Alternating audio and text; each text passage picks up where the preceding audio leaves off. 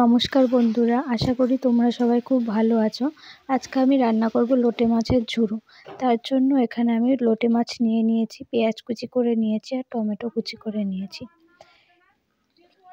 এদিকে একটা কড়াইতে বেশ কিছুটা পরিমাণে সর্ষের তেল ভালোভাবে গরম করে নিয়েছি। ওর মধ্যে পেঁয়াজ কুচিগুলো দিয়ে দিচ্ছি। পেঁয়াজটাকে একটু লাল লাল করে ভেজে নেব।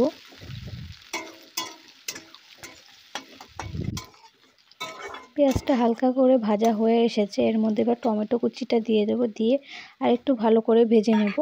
আর এই রান্নাটার জন্য সর্ষের তেলটা নিলে খুবই ভালো হয়, রান্নাটার টেস্টই পাল্টে যাবে। ভালোভাবে পেঁয়াজ কুচি আর টমেটোটাও ভাজা ভাজা করে নিয়েছি। টমেটোটা গলে গলে এসেছে। এবার এর মধ্যে আমি মশলা দিয়ে দেব। তার জন্য আমি এখানে আদা রসুন আর কিছুটা কাঁচা লঙ্কা বেটে রেখেছি, সেটাই দিয়ে দিলাম।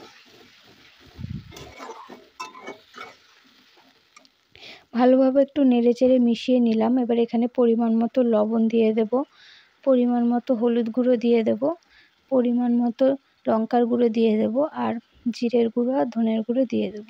দিয়ে ভালোভাবে মশলাটা কষিয়ে নেব।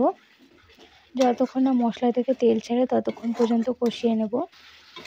তোমরা বাড়িতে একবার হলেও এই রান্নাটা করে খেয়ে দেখো, খেতে খুবই ভালো লাগে। মশলাটা ভালোভাবে কষিয়ে নিয়েছি, মশলা থেকে তেল ছেড়ে এসেছে। এবার এর মধ্যে লোটে মাছগুলো দিয়ে দেব, দিয়ে ভালোভাবে নেড়ে মিশিয়ে নেব। আমি এই লোটে মাছের ঝুড়োতে আমি একটু জল দেব না, যেহেতু লোটে মাছ নরম, লোটে মাছের থেকে একা একাই জল বেরোবে। দেখো বেশ কিছুটা পরিমাণে জল বেরিয়েছে, আমি এর মধ্যে আর একটু জল দেব না। এভাবে নেড়ে নেড়ে লোটে মাছের ঝুড়োটা করে নেব। মাছটা নেড়ে নেড়ে পুরো ঝুড়ো ঝুড়ো করে নিয়েছি। যেটুকু জল আছে ওইটুকু ভালোভাবে শুকিয়ে নেব, শুকিয়ে তারপরে নামিয়ে নেব। ভালোভাবে জলটা শুকিয়ে নিয়েছি, এর মধ্যে থেকে তেল ছেড়ে এসেছে। এবার এখানে বেশ কিছুটা পরিমাণে ধনেপাতা কুচি দিয়ে দেব, দিয়ে ভালোভাবে নেড়েচেড়ে মিশিয়ে নেব, মিশিয়ে তারপরে নামিয়ে নেব।